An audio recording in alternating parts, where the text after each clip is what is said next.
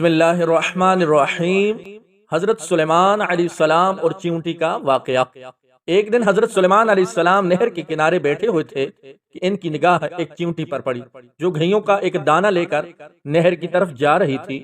حضرت سلیمان علیہ السلام اس کو بہت غور سے دیکھنے لگے۔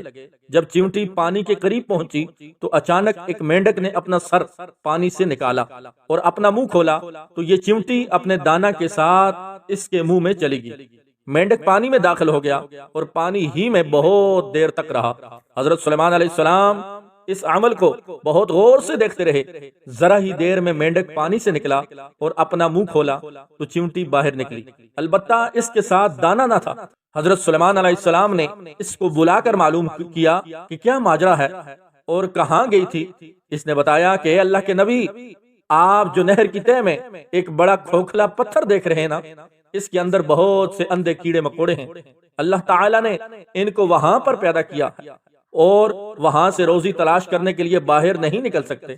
اللہ تعالیٰ نے مجھے اس کی روزی کا وکیل بنایا ہے، میں اس کی روزی اٹھا کر لے جاتی ہوں، اور اللہ نے اس مینڈک کو میرے لیے مسخر کیا ہے تاکہ وہ مجھے لے کر جائے۔ اس کے منہ میں ہونے کی وجہ سے پانی مجھے نقصان نہیں پہنچاتا۔